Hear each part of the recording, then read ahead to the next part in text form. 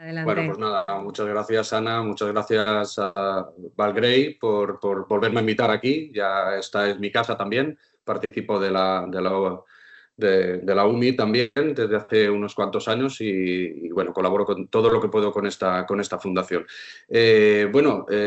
Voy a hablar un poquito de cómo está funcionando actualmente el tema de la ética de la inteligencia artificial aplicada a un ámbito muy concreto como es el de la salud.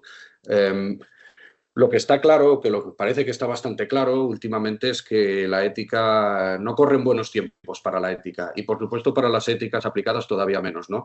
Amartya Sen, un economista, premio Nobel de Economía en 1998, solía decir que la ética es como el oxígeno, solo nos acordamos de ella, ¿no?, cuando nos falta. Y yo creo que en los últimos tiempos, y estoy hablando de muy recientes, sobre todo desde principios de año, pero también el año pasado, nos estamos dando cuenta que toda esta aplicación de la inteligencia artificial que tanto estamos trabajando, toda la gente, también desde Valgray, por supuesto, desde las universidades, para que se aplique, porque sabemos que es un beneficio enorme para la sociedad, pero se tiene que aplicar bien, pues que está dejando unas grandes dudas de lo que está sucediendo y sobre todo en un ámbito que estamos trabajando como es el de la salud, porque es un ámbito muy sensible, un ámbito donde suele ir la gente más vulnerable de la sociedad cuando estás enfermo. Y ahí hay una asimetría de poder muy grande. Y los datos que se generan ahí, por supuesto, son muy sensibles y pueden tener consecuencias, significativas para la población, para la sociedad en general. Y digo que no corren buenos tiempos y estamos estudiando sobre algo que ya conocíamos, pero que le habíamos prestado un poquito menos de atención y que este principio de año ha surgido con mucha fuerza, ¿no? Y es el tema de la plataformización, de un fenómeno que viene de esas plataformas digitales y que hoy en día ha cristalizado o se está dejando en manos de ciertas empresas privadas que nos dejan bastantes dudas. La plataformización es un fenómeno bastante negativo y quiere decir que estas plataformas se están aplicando, están dejando sus lógicas que vienen del mercado, e incluso superan el mercado, no sabríamos cómo decirlo, porque estamos hablando de las lógicas de las grandes tecnológicas, que muchas veces también van en contra de las propias reglas del mercado, pero por supuesto van también muchas veces en contra de los propios estados. Por tanto, van en contra del mercado y también del Estado. Pues esas lógicas que vienen, como digo, de esas grandes tecnológicas, acaban impregnando, acaban dejando su pozo en unas instituciones que evidentemente no se rigen por esas lógicas. Unas instituciones como pueden ser las universidades, como puede ser el sistema de salud de un país o de una comunidad, que tiene unas lógicas diferentes, hoy en día se están viendo de alguna forma colonizadas por este tipo de lógicas. Bueno, la que decía que este año tenemos grandes dudas o ha generado grandes dudas el tema de las plataformas es, por ejemplo, una empresa que ahora está muy en boca de todos y que llevamos al menos casi una década, pero unos 6, 7 años hablando de ella, como es Palantir. Palantir es una empresa de servicios, sobre todo de gestión de datos, pero que también se está liando con otras que ofrecen plataformas para con las dos, ofrecer un servicio integral, un servicio donde no solo se provea un sistema de gestión de datos en el ámbito, por ejemplo, de la salud, pero en cualquier ámbito. Palantir ahora mismo está metida en el Pentágono, está metida en todos los organismos del gobierno norteamericano. También sé que está muy metido en muchos gobiernos de toda Europa, pero, como he dicho, voy a hablar simplemente de el tema de salud, que nos preocupa especialmente en las últimas semanas. Palantir lo que ofrece es, como digo, una plataforma completa de gestión de datos y el primer país que parece ser que ha comprado ese sistema ha sido Reino Unido, donde, como digo, se ha ofrecido la plataforma de Palantir y la gestión, los instrumentos de gestión de datos de Palantir a 250, más o menos 250 hospitales públicos del Reino Unido para que de esa forma gestionen mucho mejor los datos que, como he dicho antes, como por ejemplo los de los historiales clínicos, son muy sensibles y pueden tener grandes impactos sobre la sociedad.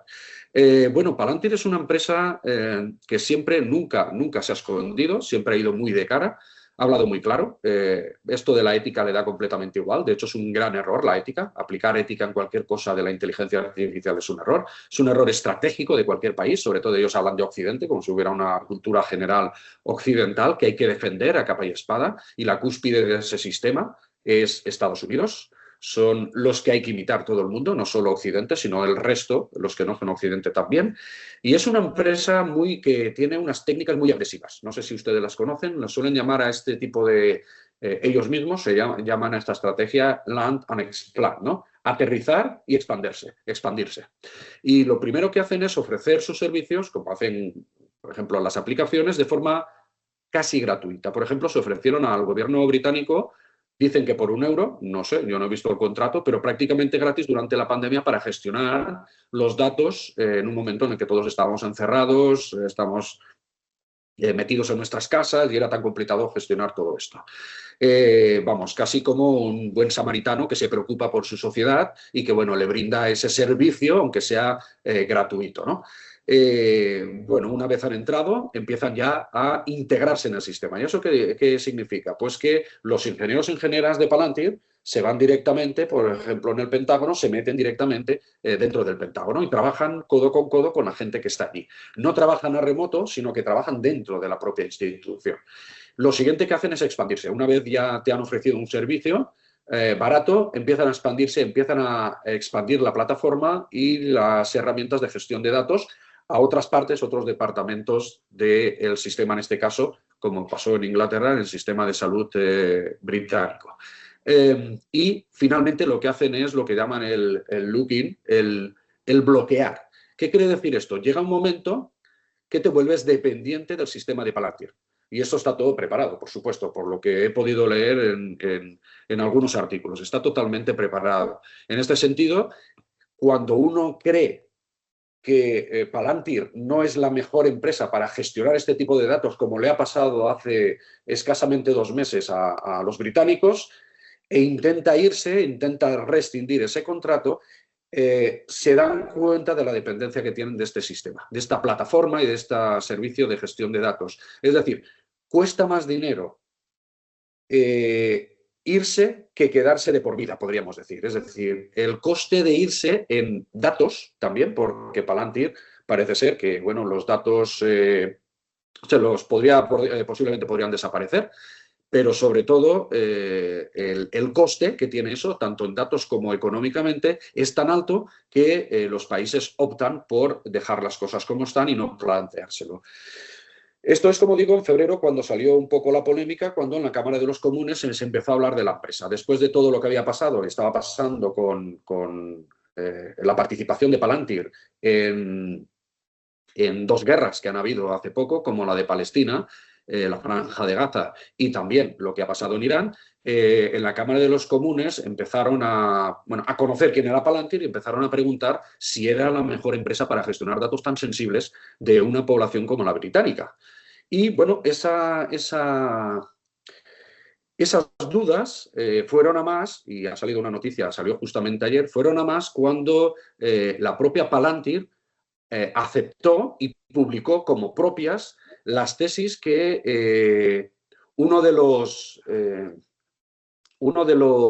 CEOs de Palantir, de los 2 cofundadores, y que es el CEO de Palantir, Karp, hizo en su libro, que no lo ha leído mucha gente, parece ser que es un libro bastante malo, hizo en su libro La República Tecnológica.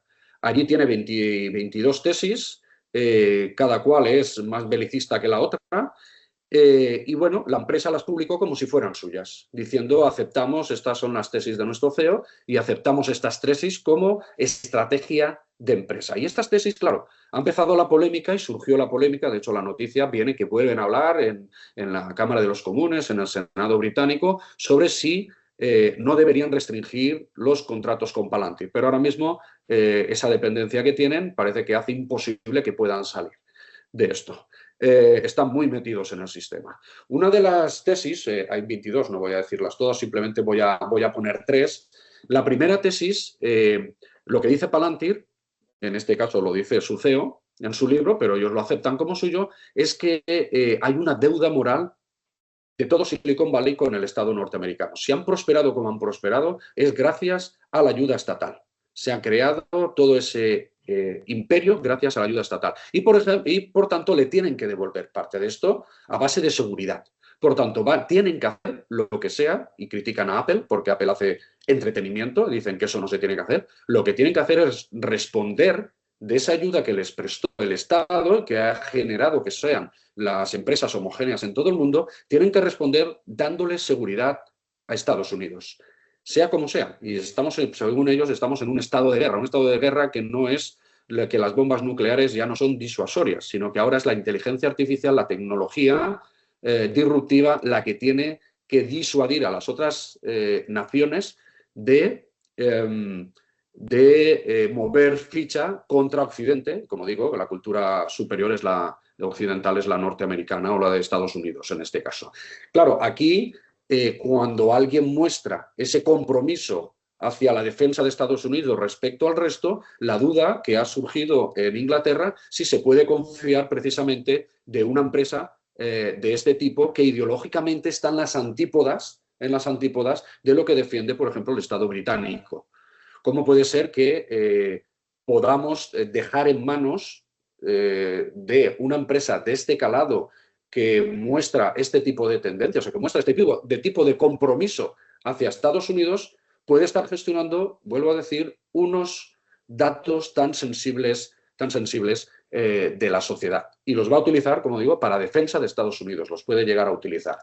La otra tiene que ver con la tesis 16, hay dos muy vinculadas, las tesis 16 que tiene que ver con la sociedad, donde dice que la privacidad no es un valor para la sociedad, pero sí para los gobernantes, los gobernantes tienen que ser a partir de ahora técnicos, por eso están metidos de lleno en todo el gobierno estadounidense. Hay que gestionar muy bien la privacidad de los CEOs, de las grandes corporaciones, de los grandes políticos, etcétera, etcétera, pero la sociedad tiene que ser transparente. Es decir, esto nos lleva a un mundo donde todos los datos que está recogiendo sensibles de británicos, surge la duda de si los van a utilizar conforme a esa lógica que dice Palantir, que es su estrategia empresarial, ¿no? Y es que todo lo que sea de la sociedad tiene que ser transparente, tienen que poder gestionarlo, todo lo que sea de los grandes tecnócratas, se podría decir ya tecnócratas, ¿no? Los grandes tecnócratas, esto sí hay que hacer lo imposible para que prevalezca la privacidad por encima de la transparencia.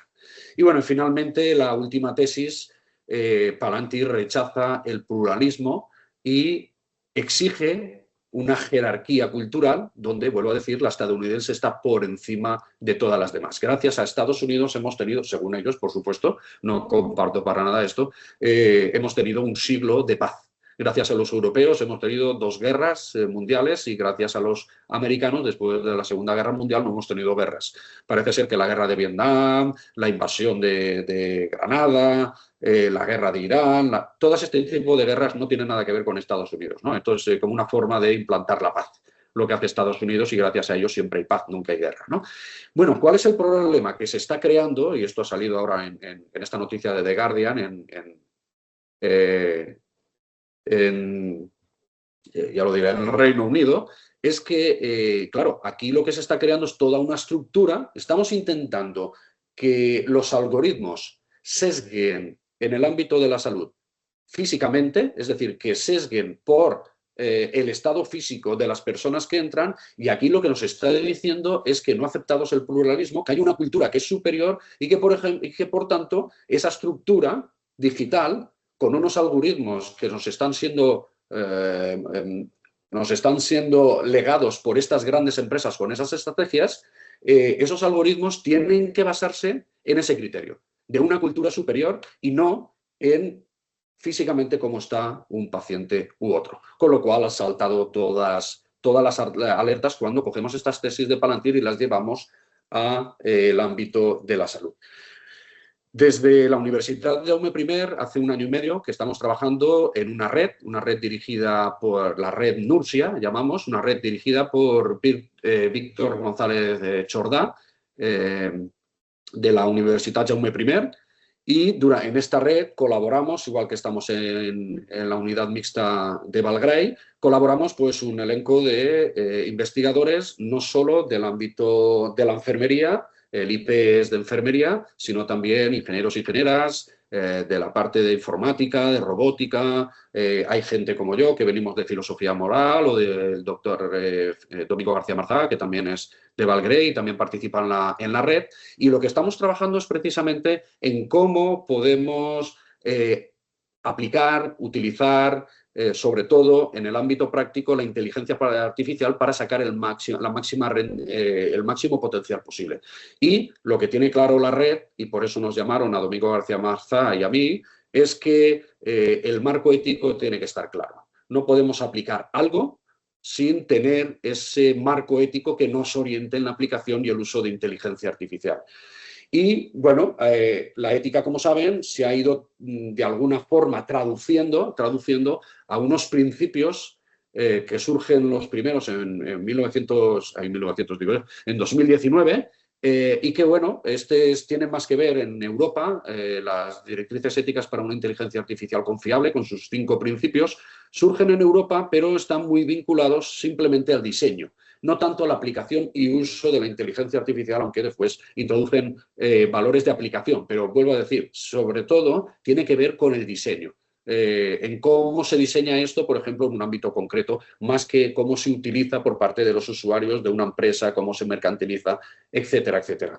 En el ámbito, ante los déficits que genera las directrices éticas para una inteligencia artificial confiable, en el ámbito de la salud, la Organización Mundial de la Salud propuso en 2021 un documento sobre unos principios a aplicar para el uso, no ya el diseño, sino para el uso y la aplicación de inteligencia artificial en este ámbito concreto de la salud. Un documento que se llama Ética y Gobernanza de la Inteligencia Artificial, precisamente en el ámbito de la salud. Cuando uno revisa ese documento, como hice yo en su momento, se da cuenta que entre los principios que propone la OMS ya están implícitos los 4 principios básicos, los de siempre, los tradicionales, de la bioética, como son autonomía, beneficencia, no maleficencia y justicia, pero luego añade otros que podemos traducir precisamente en uno que aparece por primera vez en las directrices éticas para una inteligencia artificial confiable, como es la explicabilidad, aunque ellos lo traducen por claridad, pero porque en castellano, digo el documento en castellano, se traduce por claridad, porque en castellano explicabilidad es un concepto que no existe, un término que no existe, pero aparte aparecen 2 más, responsabilidad y sostenibilidad, que no están en las directrices éticas para una inteligencia artificial confiable. Estos 2 los podríamos traducir también en uno solo, con responsabilidad social. Pero bueno, yo aquí lo he querido separar, responsabilidad como responder, dar cuenta de cómo actuamos respecto a las expectativas legítimas de los grupos de interés, y sostenibilidad como sostenibilidad meramente medioambiental, es decir, cómo se tienen que aplicar y se tienen que usar esta maquinaria y también diseñar, por supuesto, pero aquí estamos en el ámbito de la salud, no se diseña de forma medioambientalmente sostenible. Luego la OMS extrajo otro documento ya vinculándolo con la IA generativa, por la irrupción de la IA generativa más desarrollada, más avanzada, pero los principios son los mismos. Aunque dan orientaciones sobre la IA generativa, los principios, como ven ahí, son exactamente los mismos, no han variado. Los 6 principios son los que tienen aquí. No maleficencia, no se puede usar, aplicar o diseñar inteligencia artificial que vaya a hacer daño a las personas. Palantir es todo lo contrario, como ellos mismos no tienen problema en decir con esas tesis. Beneficencia, la inteligencia artificial se tiene que diseñar, aplicar y utilizar para el bien de la sociedad, para generar algún tipo de bien, nunca para generar un mal, aunque eso es el de no maleficencia. Justicia, la inteligencia artificial no puede, tiene que estar de alguna forma limpia al máximo de este tipo de sesgos que ya hemos dicho que las tesis de Palantir van en contra de este principio. Autonomía en tanto que no pueden mermar la capacidad de autonomía de las personas, la capacidad de tomar decisiones de las personas. Explicabilidad, la inteligencia artificial tiene que diseñar, aplicar y utilizar solo aquella inteligencia artificial que pueda ser, cuyas decisiones puedan ser explicables. podríamos debatir mucho esto, si toda la inteligencia tiene que ser explicable. Yo pienso que no, pero bueno, esto ya lo dejamos para otro momento. Este es el principio. Y finalmente, responsabilidad. Dar cuenta de las expectativas legítimas de los grupos de interés. Es decir, actuar y actuar de forma dentro de un marco de las expectativas de los grupos de interés y dar razón de ello, responder de ello, dar cuenta de ello a través, por ejemplo, de informes de responsabilidad y sostenibilidad. Estos serían los 6 principios que se están trabajando desde la inteligencia artificial, desde la OMS, en la aplicación, diseño y uso de inteligencia artificial en el ámbito de la salud. Nosotros lo que estamos haciendo desde la red NURSIA, en la Universidad Jaume I, es transformar esos principios en buenas prácticas. Una buena práctica son procedimientos que se establecen en un ámbito muy concreto, como puede ser el de la salud, procedimientos que se establecen para que ese valor, por ejemplo, el de explicabilidad, pueda acontecer en el ámbito práctico. Es decir, dotamos ese principio de algún procedimiento que le dé capacidad de operativizarse en el ámbito de la salud. Que son muy importantes, para nosotros tan importantes son los principios como las virtudes vinculadas a esos principios, como también, y aquí estarían las virtudes un poquito, como también esos procedimientos que permiten que lo justo acontezca en el ámbito práctico, que esos principios acontezcan en el ámbito práctico. Y por eso, bueno, ya con esto acabo, estamos desarrollando ya en los meses que nos quedan y vamos a publicarlo en un monográfico, en una revista. Estamos desarrollando, aquí simplemente casi que enumero estas buenas prácticas, estamos desarrollando, como digo, esos procedimientos, ¿no?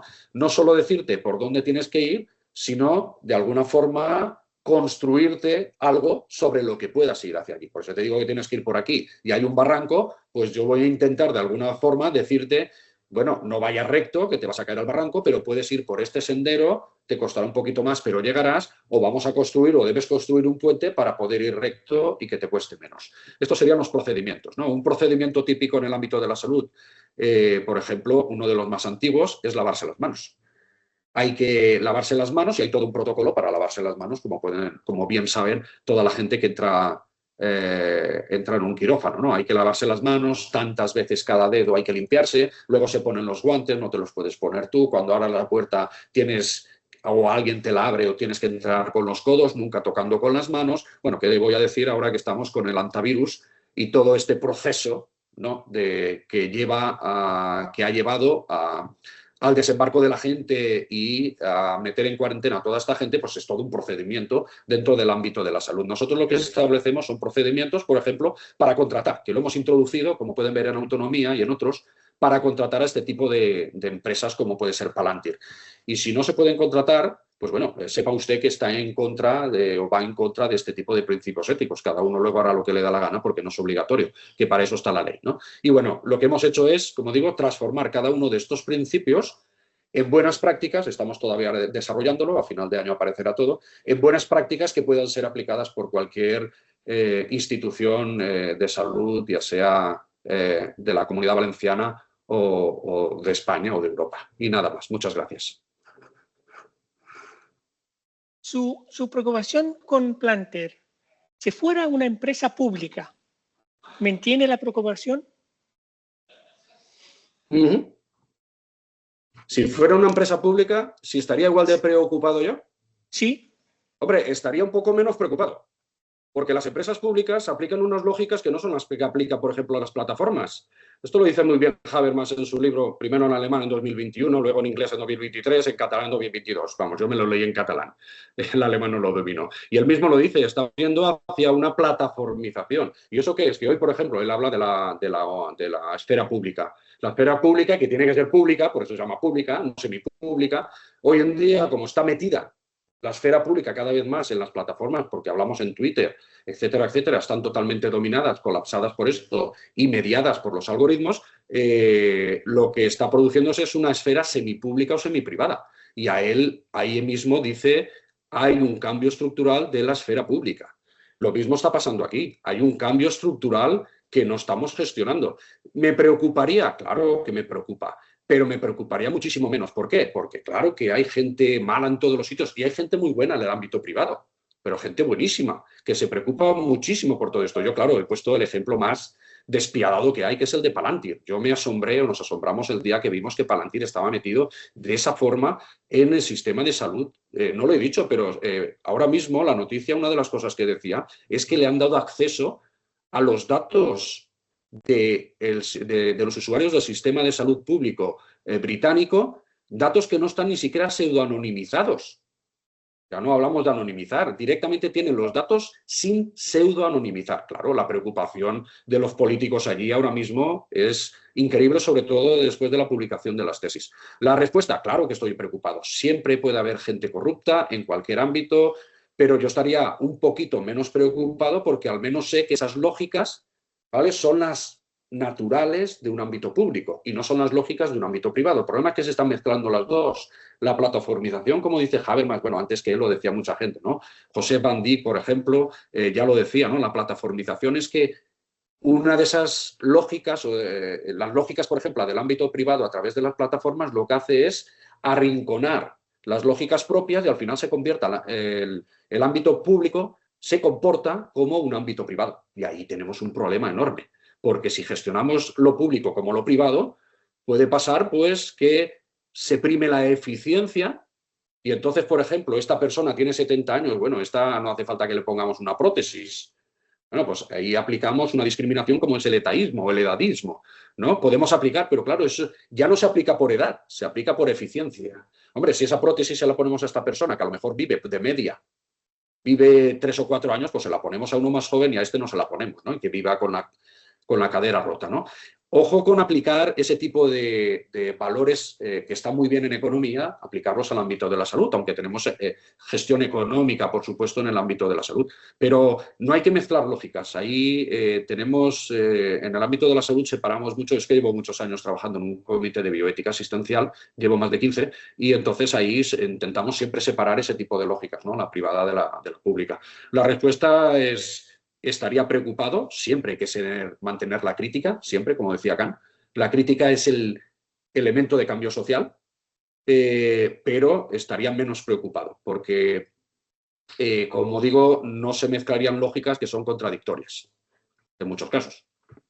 Bueno, lo comparto, como el concepto de eficiencia en el ámbito privado es muy distinto de lo que pensamos en el ámbito. Sí, yo soy de Inglaterra y de Inglaterra la privatización del sistema del transporte fue muy eficiente para las empresas, pero intenta comprar una billete.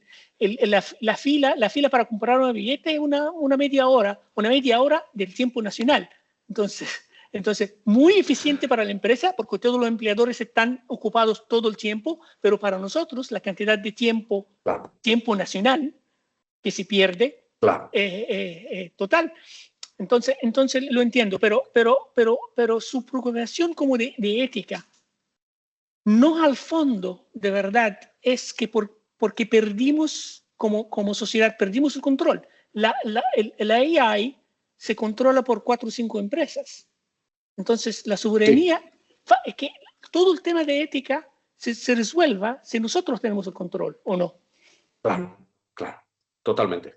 Sí, nosotros, bueno, Ana ya me ha escuchado muchas veces, pero nosotros hablamos de gobernanza ética de la inteligencia artificial, que no es limitar a la inteligencia artificial, sino tener control de la inteligencia artificial, que vaya por donde nosotros queramos. Yo estoy harto de hablar con empresarios y una vez uno me hizo cambiar de la forma de explicarme, porque yo se hablaba, las empresas, y dice, mire, nosotros estamos igual que el resto.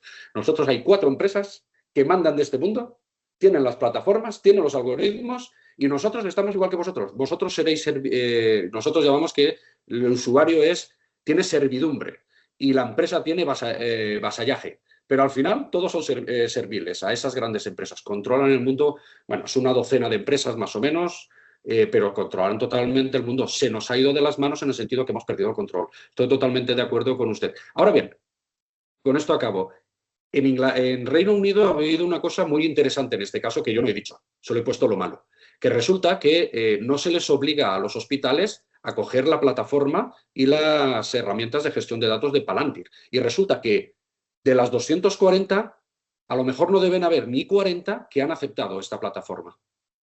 O sea, como les han dado libertad, autonomía para coger o no cogerlo, resulta que solo hay 40 de las 240 que se acogieron a esta plataforma en los últimos años, desde la pandemia. O sea, que sí que hay gente, o sea, gestores del ámbito de la salud, que basándose en criterios éticos han dicho, esto a mí no me cuadra, aquí no hay control sobre los datos, no hay control sobre las plataformas y por algún motivo que todavía estoy estudiando han dicho que no aceptan.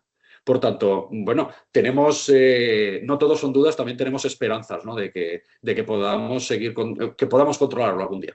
Pero sospecho que lo rechazan no por tema ético, lo rechazan por tema de tecnofobia, porque hay historia de ese tipo de tecnología en Reino Unido donde el fracaso causó problemas. Hay historia de 20 años, 25 años de desarrollar, intentaron desarrollar sistemas de gestionar los datos y el fracaso costó billones. Entonces pues gracias por decírmelo, lo sospecho la desconozco, resistencia pero... es más de tecnofobia que por tema ético, pero es como sesgo mío. Tomo nota y lo busco. Si algún día encuentro algún artículo que hable de ello y que sepamos si es más con una cuestión ética o es una cuestión de tecnofobia, se lo envío. Me parece muy interesante. Muchas gracias. Bueno, muchas gracias, Patrici. Yo una preguntita muy rápida. Igual lo has dicho y no lo he pillado. Estos principios en los que estáis trabajando ahora para que se puedan adscribir empresas o entidades, ¿cómo se llaman y para qué tipo de empresas o entidades irían dirigidos? Van para el sistema de salud en general. Lo que vamos a Es hacer para es una salud, guía de vale, buenas vale. prácticas. Uh-huh. Sí, sí, sí. Y ya digo que yo soy la punta del iceberg. Yo estoy trabajando en las buenas prácticas, pero detrás tengo todo un equipo, como digo, que vienen, sobre todo lo estamos trabajando para el ámbito del cuidado, pero al final es tan general que lo vamos a introducir para cualquier sistema de salud. Son guías muy concretas donde se aplican unos principios que son internacionales, porque los de la OMS, los de las directrices éticas son de la Unión Europea, pero es que la OMS dice lo mismo y amplía, y me gustan más los de la OMS a mí que las directrices éticas, porque, como digo, no están basadas en el diseño, sino están basadas en la aplicación en un ámbito concreto. Lo que estamos haciendo es que esas guías de buenas prácticas sean tan generales que se pueda aplicar en cualquier sistema de salud, ya sea al cuidado o sea a la cura, ¿no? Da igual una parte que otra. Vale, esos son para los sistemas de salud completos, no son para entidades Sí, un particulares de salud o hospital, un empresas. departamento. Vale. Vale, Sí, pues sí, muchas sí, sí. gracias, Cualquiera Patrici. podría aplicarlo. Si lo vamos a hacer en público, ¿eh? Van a ser publicados en una revista y la revista va a estar en acceso abierto. Muy bien. Pues nada, nos avisas cuando lo publiques. Venga, pues muchas gracias, Patrici. Un abrazo.